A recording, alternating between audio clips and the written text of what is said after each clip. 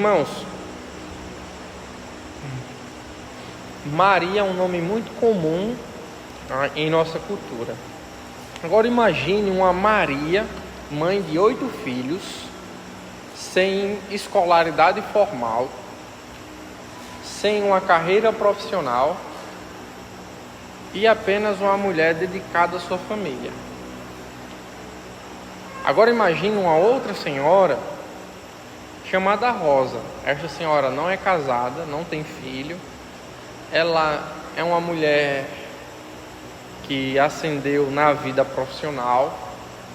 Ela possui várias graduações, fala muitas línguas, é uma mulher socialmente reconhecida, praticante de vários esportes, é uma mulher bem sucedida. Mas qual dessas duas mulheres tem mais honra? Maria ou Rosa? Isso eu vou responder após nós analisarmos a vida de uma terceira mulher. E essa mulher é Ana. Peço que vocês abram suas Bíblias para 1 Samuel, capítulo 1. Nos é dito assim: houve um homem de Ramataim Zofim, da região montanhosa de Efraim, cujo nome era Eucana, filho de Jeroão, filho de Eliú, filho de Tou, filho de Zuf, efraimita. Tinha ele 2 mulheres, uma se chamava Ana e a outra Penina. Penina tinha filhos, Ana, porém, não os tinha. Este homem subia de sua casa de ano em ano a adorar e a sacrificar ao Senhor dos Exércitos em Siló. Estava ali os 2 filhos de Eli, Ofni e Finéias, como sacerdote do Senhor. No dia em que Eucana oferecia o seu sacrifício, dava a ele porções deste a Penina, sua mulher, e a todos os seus filhos e filhas.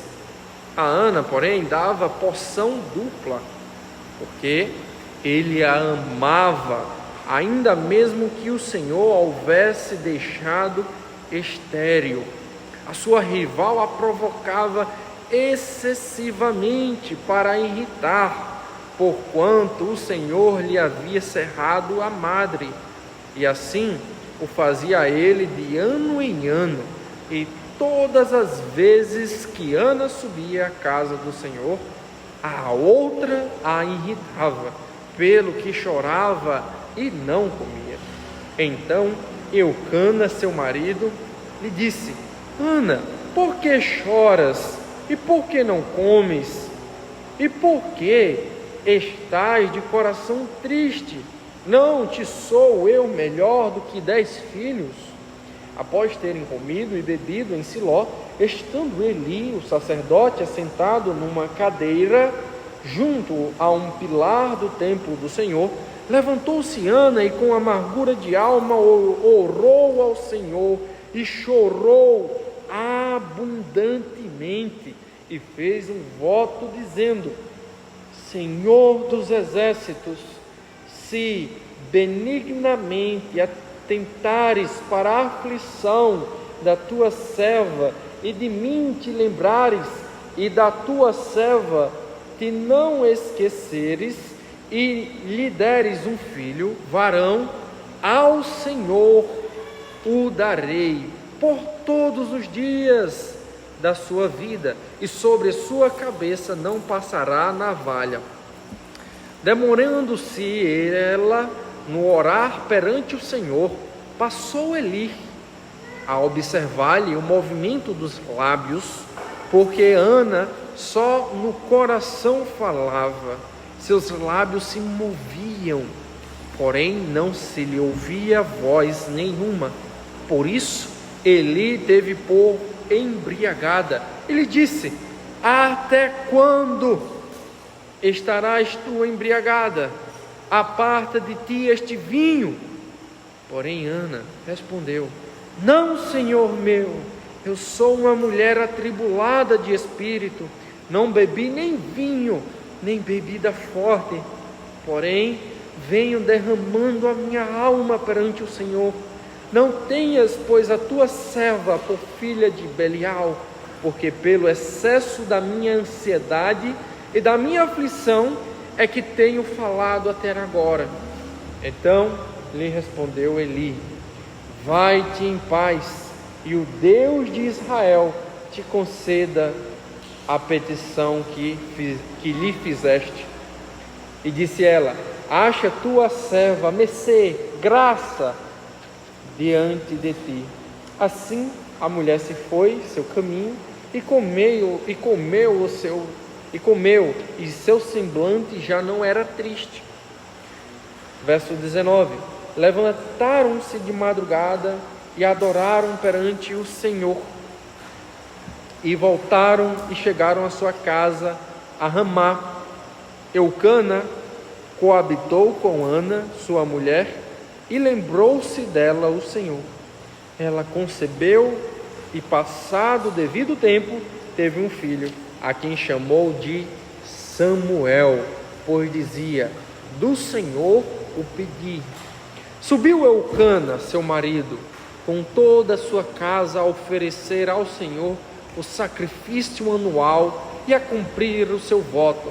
Ana, porém, não subiu e disse a seu marido: quando for o menino desmamado, levá-lo-ei para ser apresentado perante o Senhor e para lá ficar para sempre.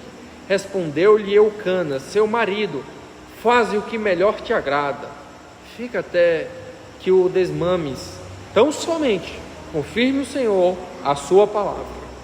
Assim ficou a mulher e criou o filho ao peito, até que o desmamou.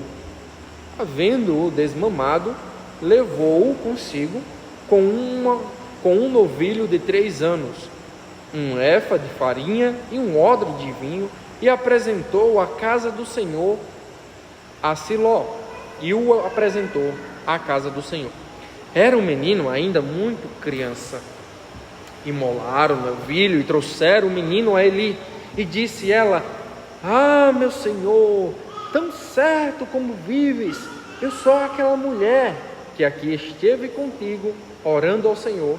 Por este menino orava eu, e o Senhor me concedeu a petição que lhe fizera, pelo que também trago como devolvido ao Senhor por todos os dias que viver, pois do Senhor o pedi, e eles o adoraram ali, o Senhor. Agora no capítulo 2, verso 11, diz assim: então Eucana foi-se a Ramá à sua casa, porém o menino ficou servindo ao Senhor perante o sacerdote Eli.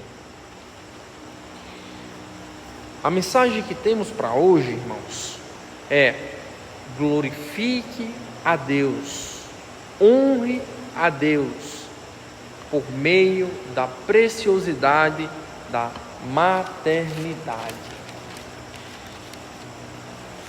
E os homens podem se perguntar: como isso eu poderei fazer?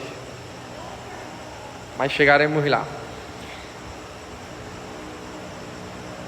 O grande livro de Samuel, que nós temos 1º e 2º Samuel, na verdade é apenas um livro. Os 2 livros que temos é apenas um livro. E este livro, ele registra a transição de um período conturbado de Israel, de inconstâncias e arrependimentos, também chamado o período dos juízes, onde as pessoas faziam o que bem entendiam inteira. Então, assim, é um período problemático. Mas esse livro, ele tem um propósito singular, que nos é dito no capítulo 2, verso 30. Diz assim: Portanto, diz o Senhor Deus de Israel: na verdade, dissera eu que a tua casa e a casa do teu pai andariam diante de mim perpetuamente.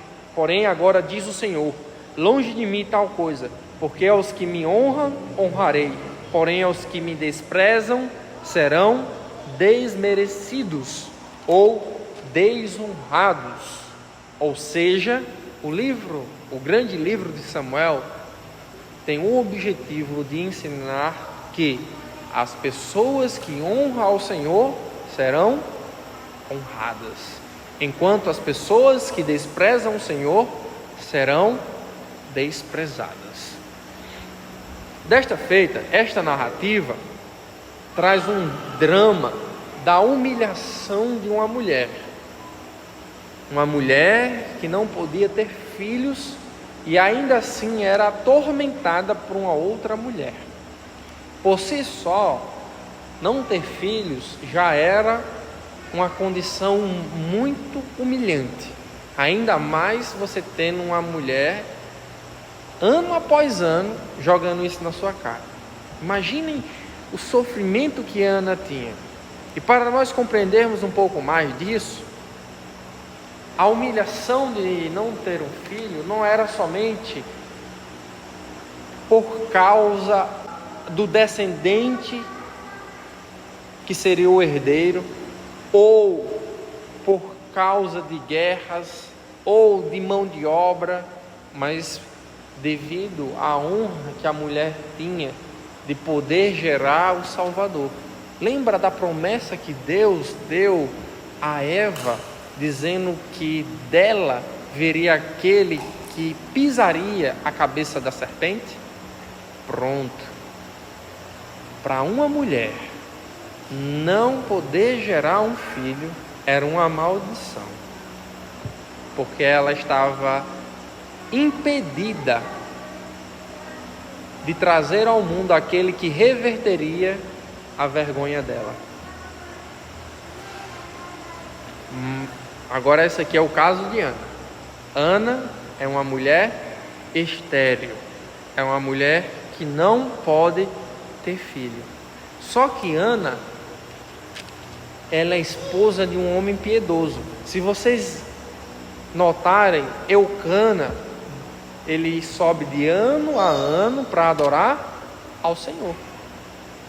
Mesmo depois que Ana concebe Samuel e nasce, Eucana continua indo adorar ao Senhor e fala para ela: tá bom, faça assim, mas cumpra suas palavras diante do Senhor. Era um homem que sempre estava honrando ao Senhor.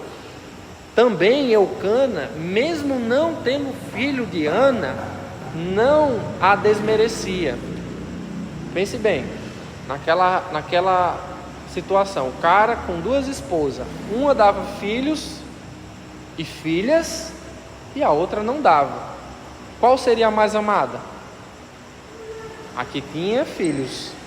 Mas, por causa dessa condição, Eucana dava mais coisas, mais ofertas para que Ana fizesse ao Senhor. A lei obrigava os maridos que tivessem duas mulheres tratar elas de modo igualitário. E Eucana está fazendo isso aqui de modo a não desvalorizar a sua esposa. Ou seja, era um homem que honrava ao Senhor. Mas mesmo assim, não livrava Ana dessa humilhação. Nesse profundo poço de vergonha, Ana perde a vontade até mesmo das necessidades mais básicas, que é a alimentação. Vocês sabem como é isso? Quando nós estamos tão aflitos, tão angustiados, tão preocupados com algo que nada mais importa, nem beber água, nem se alimentar, nem tampouco dormir. Era essa a condição de Ana. E nesse estado, ela vai buscar ao Senhor. Mas antes disso, aparecem dois cidadãos, Ofni e Finéias. Quem são eles? E por que nos é dito aqui, antes de tudo, a existência deles dois? Guarde aí um pouquinho, vocês saberão. Mas perceba, Ana, na humilhação dela, se humilha diante do Senhor, parecendo-se uma embriagada. Isso é evidente para Eli, e Eli, tenta confrontá-la, mas ela o contesta, dizendo: não, de modo nenhum, eu não sou uma mulher embriagada, eu não sou uma mulher que desonra a Deus, uma filha de Belial. Pelo contrário, eu estou angustiada, eu estou rogando a Deus. E aí ela faz esse pedido a Deus, nessa angústia, nessa desonra.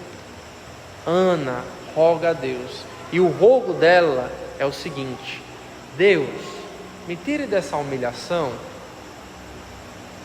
que eu vou valorizá-lo com o que eu tenho de mais caro, que será o filho que o Senhor me dará.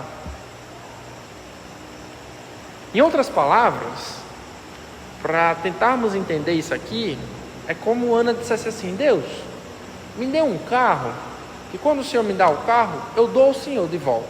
Eu só quero receber o carro. Me dê o carro e eu devolvo ao Senhor de volta. Parece loucura, né? Mas honrar e glorificar é exatamente isso. É acreditar, é reconhecer o valor de outra pessoa. Ela pediu a libertação dessa humilhação, que era ser mãe, e em resposta a isso, ela reconheceria que Deus era o maior valor de sua vida, devolvendo e dando a ele o seu maior bem, o seu filho. E é isso que Deus faz. Deus dá a ela o filho, e ela está tão decidida e tão comprometida em honrar a Deus, que ela o dá completamente. Não é aquele que dá e toma. Ela fala: darei todos os dias de sua vida. E é repetido. E nos é dito o seguinte: que nenhuma navalha passaria em cima do seu cabelo. Isso significa que ele seria nazireu. Em outras palavras, seria uma pessoa dedicada ao Senhor. Um nazireu que conhecemos bem, eu já citei hoje, é o próprio Sansão. Mas ele não foi um nazireu exemplar. Porém, Samuel, sim. E assim, Ana completamente Deus, o seu filho, reconhecendo o valor de Deus. Pronto. Aqui Ana, aqui Eucana e aqui Samuel. Agora pegue Ofni, Finéias e Eli. Logo em seguida, depois dessa narrativa, o crescimento de Samuel estará dentro de uma casa de sacerdotes que não honram a Deus. Olha só, Ana, uma mulher que vivia como amaldiçoada, envergonhada e perseguida, honrou a Deus com o maior bem que ela teve. Eli, um sacerdote, homem, já nasceu honrado ali em servir a Deus. Ele preferiu honrar os próprios filhos do que a Deus. Nos é dito no capítulo 2, não precisam abrir lá, que os filhos de Eli, eles roubavam, mesmo contra a vontade do povo, as ofertas do Senhor. Além disso, os filhos de Eli se deitavam com as mulheres que iam à casa do Senhor. Mulheres semelhantes a Ana. Imagine só como estava o caos. Homens que deveriam ser exemplos, juízes, estavam vivendo numa condição honrada, cuspiam na cara do Senhor. Isso é um grande contraste. A família de Eucana, a mulher Ana e seu filho Samuel pessoas que honram a Deus, enquanto Eli e sua família são pessoas que desonram a Deus. Nesse Dia das Mães, Ana é um exemplo de uma mulher honrada e que honra ao Senhor. É uma mulher que humilha a Eli, que mesmo sendo um pai instruído e já honrado, desonrou ao Senhor. Ser mãe é uma honra, mas não pode ser um ídolo. Eli elevou os filhos acima de Deus. Ana não. O único filho dela, ela deu a Deus. Então, amados, vocês veem, né, homens, como aplica a gente? A gente não pode desonrar a Deus.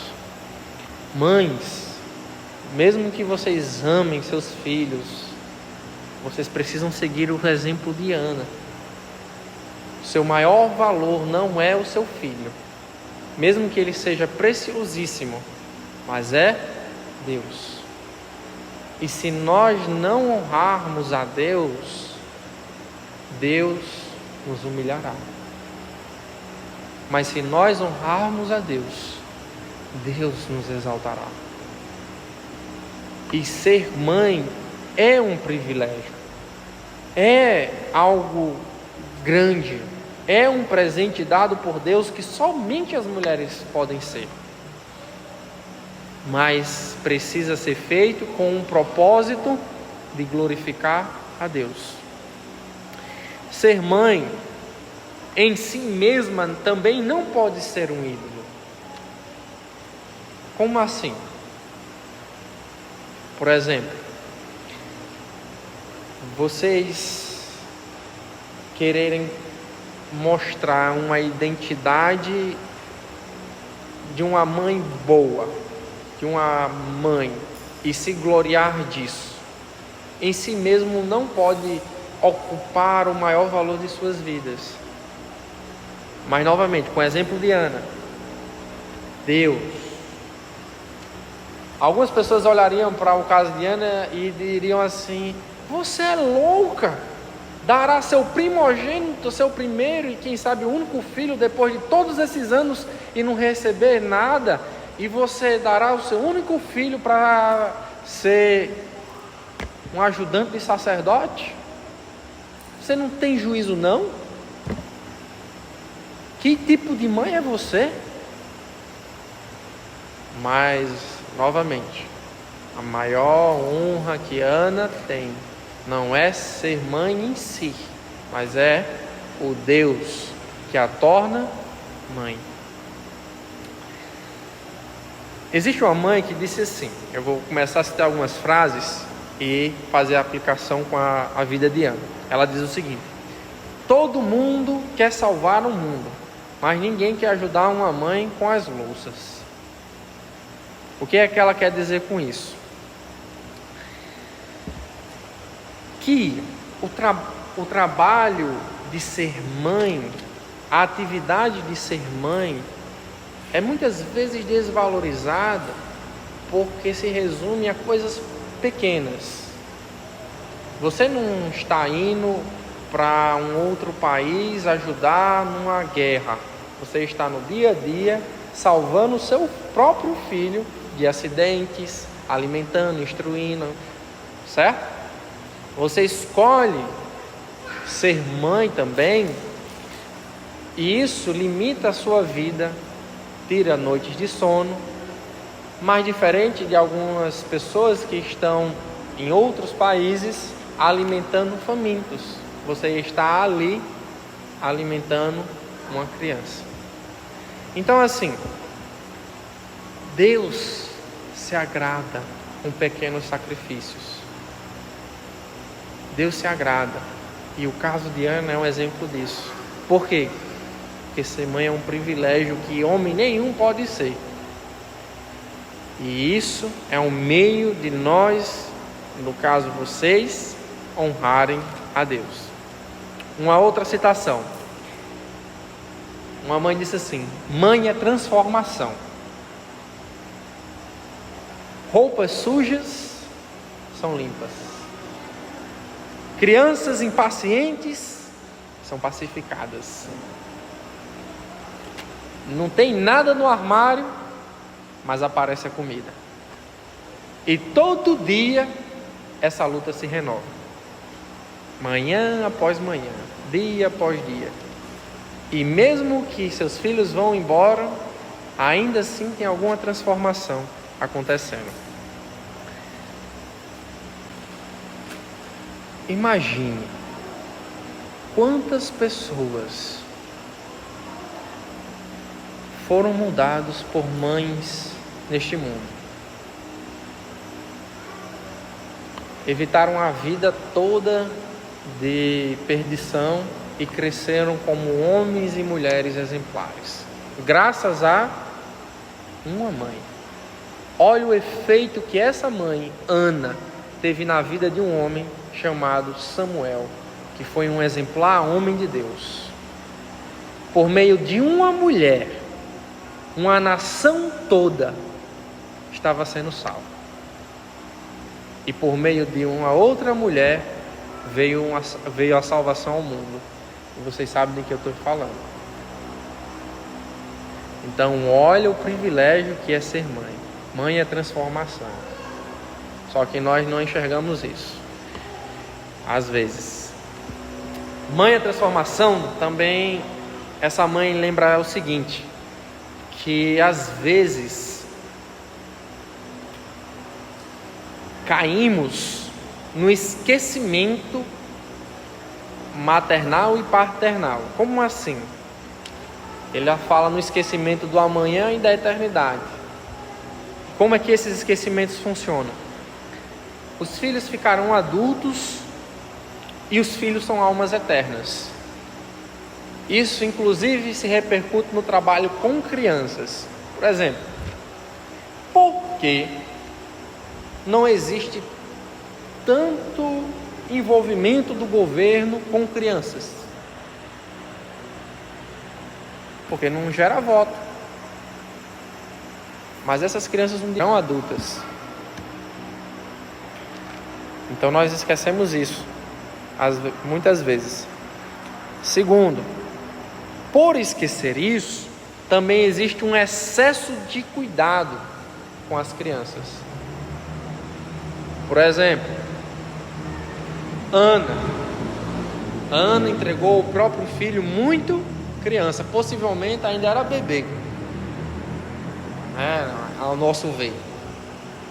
Só desmamou e entregou Samuel. Não vou entrar nos méritos da idade.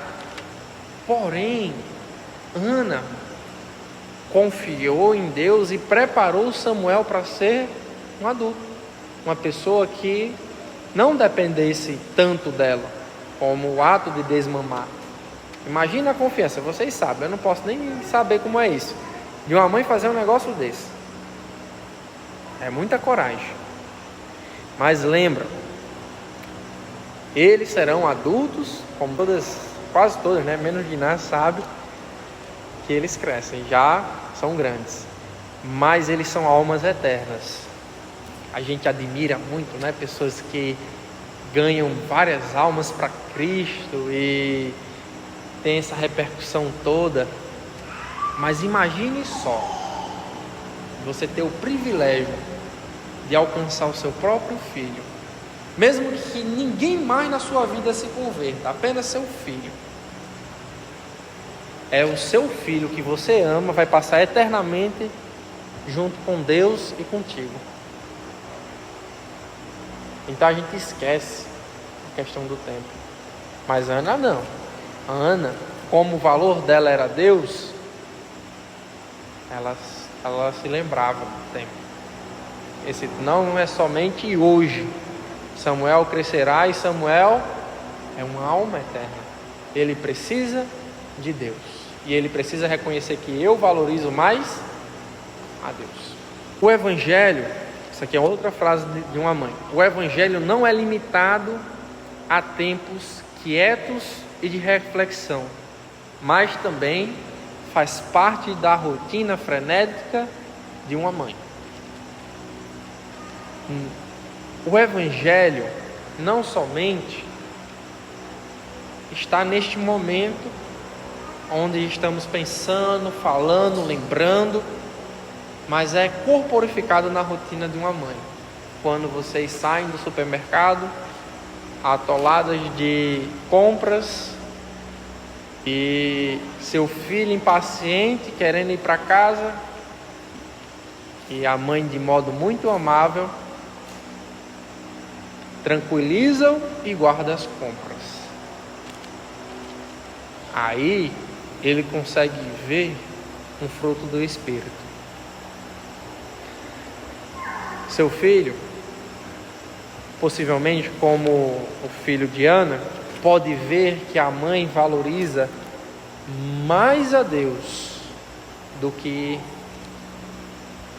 a própria honra. Em ver sua mãe passar vergonha, em não responder os outros, em se submeter às vezes, mesmo podendo fazer de algum outro modo, em amá-lo, mesmo ele fazendo birra. Então, a mãe corporifica o que nós podemos materializar do amor de Deus. Às vezes, outra frase, Deus usa nossas crianças para nos lembrar da perspectiva eterna a qual esquecemos. Uma criança, ela traz uma revolução para a vida dos pais, não somente para a mãe. A mãe principalmente. A mãe muda completamente. Os pais também, mas a mãe é fora de medida. Então, o que essa mulher quer dizer? Que as crianças, trazendo essas mudanças, trazem dificuldades que fazem nos cair na realidade. Por exemplo, uma criança quando nasce, ela é totalmente indefesa e totalmente dependente da mãe. Se a mãe não der de mamar ela, ela morre. Se a mãe não virar ela, ela morre engasgada. Se a mãe não trocar ela, ela morre também. Se a mãe não proteger ela, algum bicho ou outra pessoa pode machucar essa criança e ela morrer também. Assim somos nós nas mãos de Deus. Imagina Maria pegando o seu Salvador nas mãos.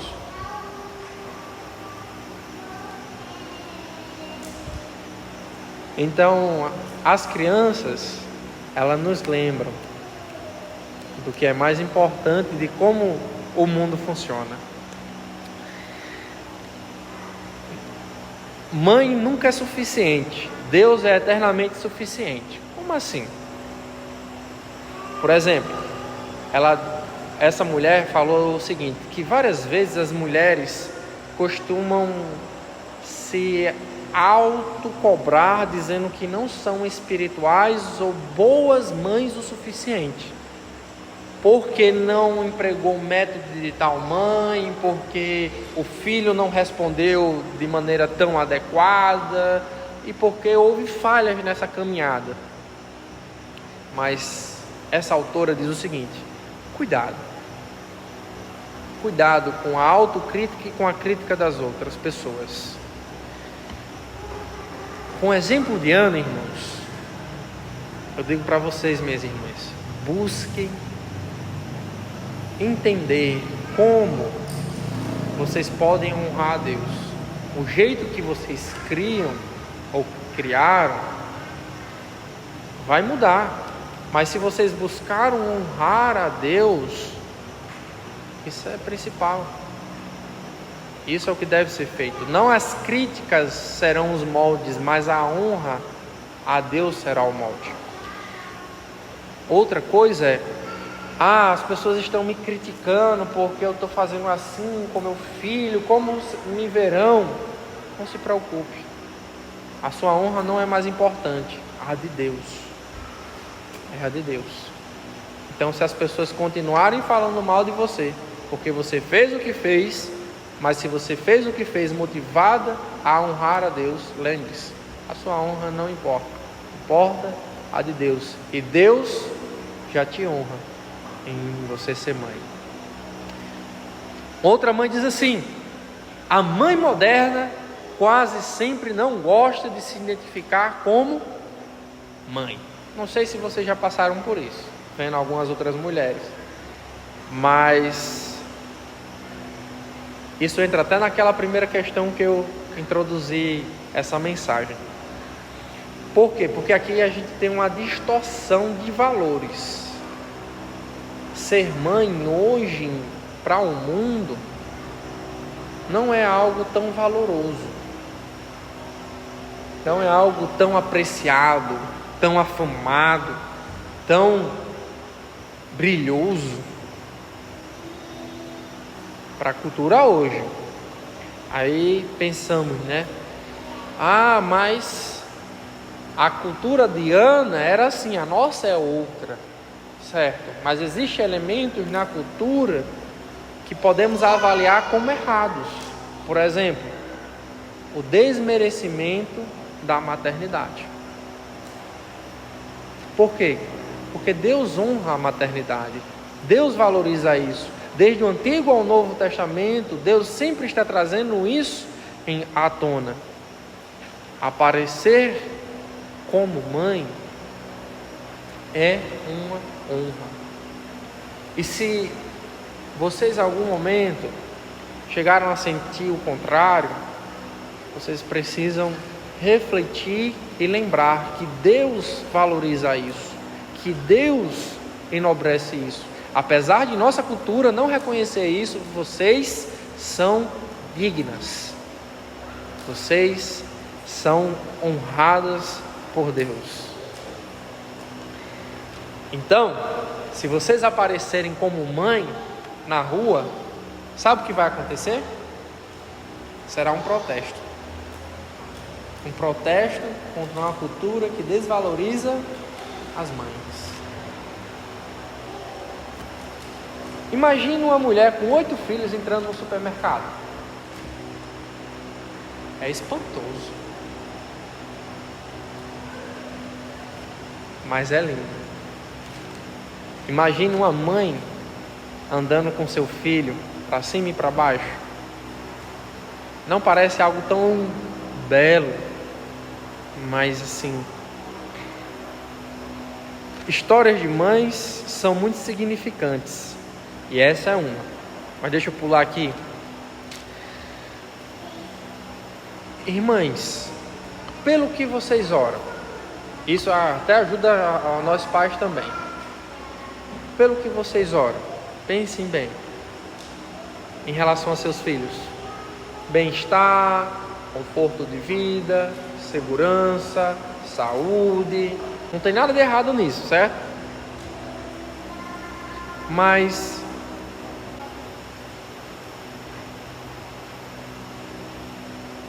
será que não existe coisas mais importantes para orarem? Ou se não existe pelo menos coisas a mais para orarem? Certamente, como vocês são mães que honram a Deus, certamente vocês orarão para que seus filhos se sacrifiquem em honra a Deus. Que seus filhos busquem, acima de tudo, até mesmo acima de si mesmas, honrarem a Deus. Vou dar um exemplo. Certo dia eu cheguei para Diná e disse assim: Diná, você sabia que se Salomão casar, ele vai amar mais outra mulher do que a você? Aí ela riu para mim e disse: ele não vai casar. Mas os homens são chamados a amar suas esposas como Cristo amou a igreja, e tem certa reciprocidade nisso. Mas isso é difícil para uma mãe ouvir. Mas veja só, Imagine você orar para o seu filho, dizendo para Deus: Deus, faz com que meu filho ame mais a minha nora do que a mim. É complicado.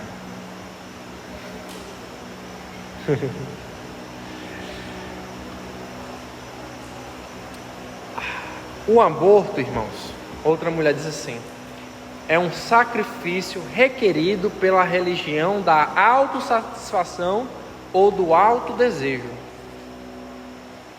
E aí eu percebo o seguinte: ser mãe é um sacrifício para a glória de Deus.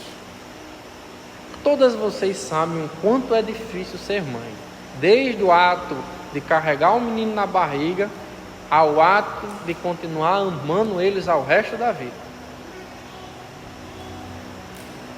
Mas é um sacrifício por amor. E muitas vezes, como eu creio que é o caso de vocês, é um amor a Deus.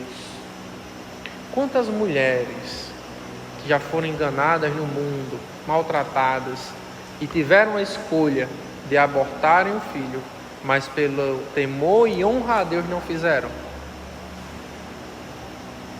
Vocês sabem como é fácil de acontecer um aborto, mas a mãe, por amor, decide glorificar a Deus. Por isso, eu vejo que nós precisamos estimular mais a maternidade, porque a cultura tem estimulado demais a autossatisfação, o autoconforto, e esquecemos do que é mais importante. E ser mãe é uma influência. A última frase que eu peguei. Ana certamente é uma mulher que influenciou milhares de outras mulheres.